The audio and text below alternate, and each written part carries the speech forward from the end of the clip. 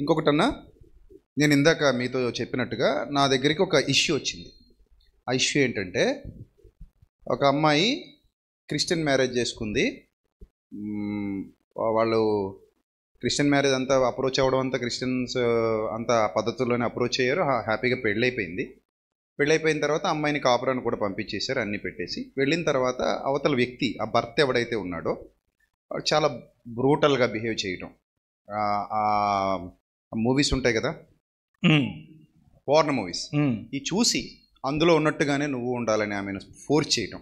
ఇంటికి ఫ్రెండ్స్ని తీసుకుని రావడం, ఫ్రెండ్స్ని తీసుకొచ్చి వాళ్ళతో కూడా నువ్వు ఉండాలన్నట్టుగా, తర్వాత వాళ్ళకి మందు అది సర్వ్ చేయాలన్నట్టుగా అమ్మాయిని ఇబ్బందులు పెట్టడం. సో ఇవన్నీ చూసి అమ్మాయి సూసైడ్ అటెంప్ట్ చేసింది.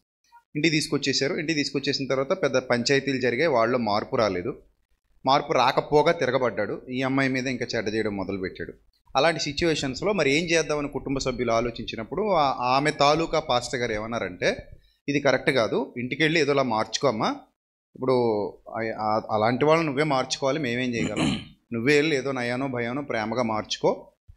విడాకులు ఇవ్వడం కరెక్ట్ కదా, అలాంటి వాళ్ళకి దేవుడు ఒప్పుకోడు, వ్యభిచార కారణాన్ని బట్టి మాత్రమే విడాకులు ఇవ్వాలి, వాడు వ్యభిచారం ఏం చేయలేదు కదా, జస్ట్ నిన్ను ఇబ్బంది పెడుతున్నాడని చెప్పేసి ఎలా చేస్తే అలాగా అని చెప్పి పంపించేద్దామని ట్రై చేశాడు.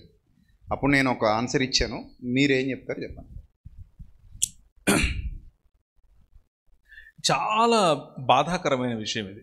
ఏంటంటే, ఇప్పుడు ఒక కుటుంబంలో జరిగే స్త్రీ పట్ల జరుగుతున్న శోషణ, స్త్రీని అదిమివేయాలని, స్త్రీ నోరు నొక్కేయాలని జరుగుతున్నటువంటి ఒక భయంకరమైన ఒక ముగ్గది. ఆ ముగ్గులో పాస్టర్ పాల్గొనటం నాకు అసలు నచ్చలేదు. అది కాదు బైబిల్ చెప్తున్నది. బైబిల్ చెప్తున్నది దాని అర్థం అది కాదు.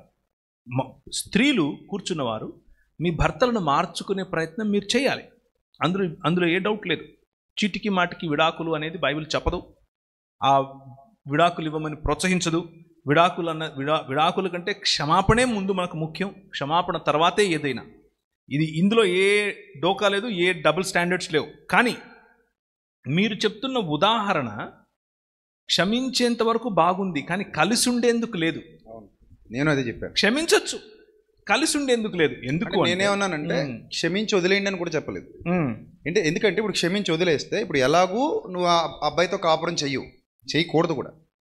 వాడు మారతాడన్న హోప్స్ కూడా లేవు. చాలా రోజులు అయిపోతుంది, అయినా మారలేదు. రెండోది పైపెచ్చి వీళ్ళ మీదే తిరుగుబాటు చేస్తున్నాడు.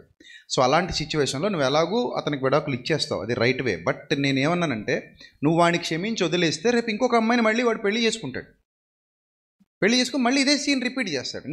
నీ జీవితం ఎలాగైతే నాశనం అయిందో అలాగే ఆ అమ్మాయి జీవితం కూడా నాశనం అవుతుంది. కాబట్టి నువ్వు చట్టపరంగా వెళ్ళి అతనికి శిక్ష. క్షమాపణకు చట్టానికి సంబంధం లేదు. క్షమాపణ హృదయానికి సంబంధించి. అవును, చట్టపరంగా వెళ్ళందే విడాకులు జరగవు. చట్టపరంగానే వెళ్ళాలి, వేరే ఆప్షన్ లేదు. మనసులో మన ఇద్దరు విడిపోయామనుకుంటే కుదరదు. అంటే నేను అన్నదన్నా, చట్టపరంగా విడాకుల కొరకు చట్టపరంగా వెళ్ళమని కాదు, లీగల్ యాక్షన్ కూడా తీసుకోండి. వాడు చేసిన హెరాస్మెంట్కి లీగల్ యాక్షన్ కూడా తీసుకోండి. అదే హరాస్మెంట్కి తప్పకుండా. అంటే వెళ్ళి విడాకులు అప్లై చేసినప్పుడు, లేకపోతే నేను ఈయనతో ఉండను అని అన్నప్పుడు, కారణాలు అడిగినప్పుడు నిజమే చెప్పాలి కదా. ఇదే చెప్పాలి, ఉన్నదున్నట్లే చెప్పాలి. అబద్ధం చెప్పాల్సిన అవసరం ఏంటి? ఉన్నదే చెప్పాలి. ముఖ్యంగా మీరు చెప్తున్న కారణాలలో ఒకవేళ, అంటే జనరల్గా, నేను బ్లాంకెట్ స్టేట్మెంట్స్ చెప్పట్లేదు, జనరల్గా పురుషులను ఇంటికి తీసుకొచ్చి మత్తులో ఉన్నప్పుడు తన భార్యను పరాయి పురుషుడితో పడుకోమని చెప్తున్నాడంటే నంబర్ 1. నంబర్ 2, ఇంతకుముందు మీరు నాకు ఇచ్చిన డీటెయిల్స్ ప్రకారంగా తన భార్య ఒంటరిగానో బట్టలు మార్చుకుంటున్నప్పుడు, వాష్రూమ్లో ఉన్నప్పుడు ఫోటోలు తీసి తన ఫ్రెండ్కి పంపిస్తున్నాడు అని అంటే, అలాంటి వాళ్ళు జనరల్గా సైకలాజికల్గా, అంటే కొద్ది గొప్ప నాకు అందులో ప్రవేశం ఉంది కాబట్టి చెప్తున్నాను, వారు దాన్ని ఏమంటారు, సహజంగా స్త్రీ పురుషులు కలిసేటటువంటి విధానంలో కాకుండా, పురుష సంయోగులు ఏ విధంగా అయితే ఒకరికొకరు దగ్గర అవుతారో లైంగికంగా, ఆ విధంగానే స్త్రీతో కూడా లైంగికంగా దగ్గర అవటానికి ప్రయత్నం చేస్తారు. ఇది సైకలాజికల్గా ప్రూవెన్.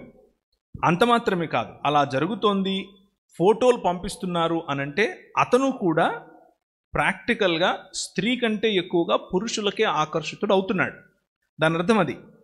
సో పురుష సంయోగిగా ఉన్నటువంటి పురుషుడు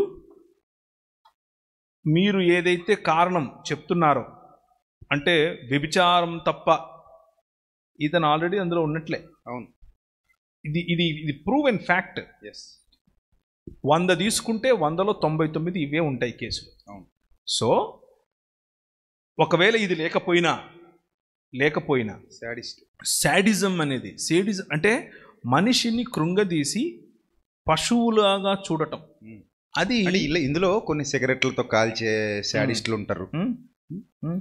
అది ఫిజికల్ అబ్యూస్. ఇప్పుడు మీరు చెప్తున్నది సెక్షువల్ అబ్యూస్. అవును, హెరాస్మెంట్ ఉంటది, చాలా దారుణం కొడతారు. అవును, జుట్టు పట్టుకుని ఈడ్చుకుపోతుంటారు, పేక నొక్కేస్తుంటారు. ఇలాంటివి చేసేవాళ్ళు కూడా కొంతమంది ఎమోషనల్ అబ్యూస్ చేస్తారు. కొంతమంది పిల్లలు వాళ్ళను కూడా జీవితాంతం కూడా సప్రెస్ అవుతూ నువ్వు ఇలాగే బతకాలి, అవసరం లేదు, కరెక్ట్ కాదు కదా. అవసరం లేదు, బైబిల్ అలా చెప్పదు.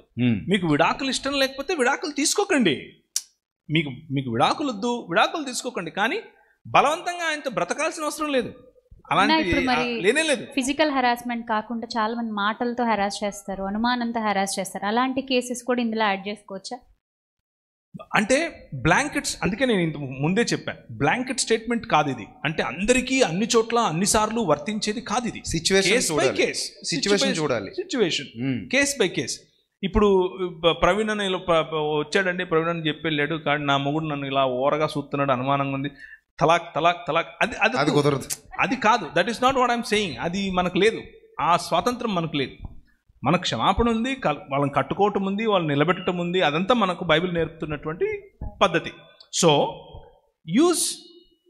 Use a pinch of salt. అంటే ఒక ఏది చాలా ఉధృత స్థాయిలో ఉంది, నిజంగా దీన్ని తట్టుకోలేను నేను అనేటువంటి స్థితికి వెళ్తే అటెంప్ట్ 3 or 4 రికన్సీలియేషన్ ప్రాసెసెస్.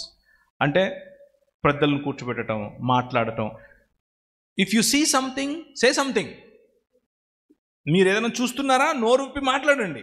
స్త్రీలు అయ్యో నేను మాట్లాడితే ఏమైపోతుందో, అయ్యో ఆయనకు చెడ్డ పేరు వస్తుందేమో, అయ్యో పరువు గిరువు ఇవన్నీ పక్కన, ముందు మీ గురించి మీరు మాట్లాడాలి, మిమ్మును మీరే కాపాడుకోవాలి. ఇది ఒక గోల్డెన్ రూల్, గుర్తుంచుకోండి. మీరు దేవుని స్వరూపము, దేవుని పోలిక. మీ ఆయన వచ్చి రోజు బాధేసుకొని పోవటానికి మీరేమన్నా దాన్ని ఏమంటారు, బానిసలు కాదు. No, open your mouth and speak. మీరు చెప్పాలి. చట్టాలు మీ వైపు ఉన్నాయి, పోలీసులు మీ వైపు ఉన్నారు, సమాజం మీ వైపు ఉంది. సో నీ భర్తగానే ఆయన ఎంచండి, మేము కాదనట్లేదు. కానీ రోజు తన్నులు తినేందుకు మీకు హక్కు లేదు. యాక్చువల్గా మీ పైన మిమ్మల్ని మీరు అబ్యూస్ చేసుకునే హక్కు మీకు లేదు. ఎందుకంటే యు బిలాంగ్ టు గాడ్, మీరు దేవుని సొత్తు. సో ఆ మైండ్ఫుల్గా ఉండండి. రైట్ అన్న. ఇంకొకటి ఏదైనా చూస్తే మాత్రం ఇది చాలా ఇంపార్టెంట్, మళ్ళీ నొక్కి చెప్తున్నాను. If you see something, say something. మీ పొరుగింట్లో అలాంటి అబ్యూస్ జరుగుతూ ఉంటే మీరు మాట్లాడండి, అది మీ బాధ్యత. క్రైస్తవరాలుగా మీ బాధ్యత, మీ రెస్పాన్సిబిలిటీ. ఇంకొక చాలా ముఖ్యమైన విషయం, అమ్మాయిలు, చిన్నపిల్లలు, మీ పిల్లలకు నేర్పించండి. ఇది ఇంత వయసు నుంచి నేర్పించండి. ఒళ్ళో ఎవరైనా కూర్చోబెట్టుకుంటే కూర్చోకూడదు. ఎక్కడ టచ్ చేస్తున్నాడు, ఎక్కడ టచ్ చేయట్లేదు, ఏం మాట్లాడుతున్నాడు, ఏం మాట్లాడట్లేదు. మేనమామ, చిన్నాయన వద్దు, ఏ డ్రామాలు వద్దు. ఎక్కడ ముట్టుకున్నా ఆయన తప్ప, సొంత తండ్రి తప్ప, తాత కూడా వద్దు. ఏంటి వీడు ఇలా మాట్లాడుతున్నాడు అనుకుంటున్నారా? నాకు అనుమానం ఏమీ లేదు, నేను అనుమానం పిశాచినేమి కాదు. కొన్ని కేసెస్లో తండ్రిని కూడా నమ్మలేని పరిస్థితి. కరెక్ట్. నా దగ్గరికి 4-5 కేసులు వచ్చాయి. నేనే 4-5 కేసుల్లో మాట్లాడి ఆయనకు కొంచెం బుద్ధి గడ్డిపెట్టి పంపించాను. సొంత తండ్రి నో అంటే అది మానసిక వైకల్యం క్రిందకు వస్తుందన్న. అందరూ అలా ఉండకపోవచ్చు, కానీ కొందరు ఉన్నారు. అది మానసిక వైకల్యం. అలాంటప్పుడు ఆడపిల్లలకు మనం జాగ్రత్తలు చెప్పి మిమ్మల్ని ఎక్కడ ముట్టుకుంటున్నారు, ఎవరు ముట్టుకుంటున్నారు, ఏ విధంగా చూస్తున్నారు, ఏ విధంగా మీతో మాట్లాడుతున్నారు, ఇవన్నీ చిన్నప్పటి నుంచి కూడా మనం వాళ్ళకి దాని ట్రైనింగ్ ఇవ్వాలి. ఇక్కడ ఒక చిన్న కేసు చెప్తాను. ఇది మానసిక వైకల్యం ఒకరోజు వచ్చేది కాదు, మనము పెంచి పోషించేది. మనం పెంచి పోషించే వ్యవస్థ. మీ పిల్లలకు మీరు ఇది చెప్పకపోతే, ఆడపిల్లలకు ఇది చెప్పకపోతే, ఇది ట్రైనింగ్ చేయకపోతే, మా అన్నే కదా, మా బావే కదా, మా మామే కదా, మా చిన్నాన్నే కదా అని వాళ్ళకు తెలీదు. వాళ్ళకు తెలియకుండా అవతలి వాడికి చోటిస్తారు. అంతా అయిపోయిన తర్వాత మనము ఏడుస్తూ కూర్చోవటం కంటే మొహమాటం. మీరు కుక్కలు పెంచుకోండి ఇంట్లో, పర్లేదు. పిల్లులు పెంచుకోండి, పర్లేదు. పాములు పెంచుకోండి, మొహమాటాలు పెంచుకోబాకండి. దానివల్ల ఎవడికి లాభం లేదు. డైరెక్ట్గా చెప్పండి. అది పాము కంటే ప్రమాదం, చాలా ప్రమాదం. పాప పెద్దగా అవుతుంది, దూరంగా ఉండండి, డైరెక్ట్గా చెప్పండి. ఏంటి తప్పు? అవసరమైతే ఇంటికి రావద్దని కూడా చెప్పొచ్చు. 100% చెప్పండి. పాప పెద్ద అవుతుంది, కొంచెం దూరం ఉండండి, అయిపోయా. ఒక్కసారి చెప్తే ఇంకా లైఫ్ లాంగ్ రాడాడు. Be straightforward. ఈ విషయంలో స్త్రీకి హక్కు ఇచ్చే బాధ్యత మంది, పురుషులది. ఒకవేళ మీ భార్య చెప్పలేకపోతుంటే మీరు చెప్పండి, ఒరే పాప పెద్ద అవుతుందిరా, దూరం ఉండరా, బుద్ధి లేనోడా, డైరెక్ట్ చెప్పండి. ఏం తప్పలేదు. This is how you should deal with such things, right?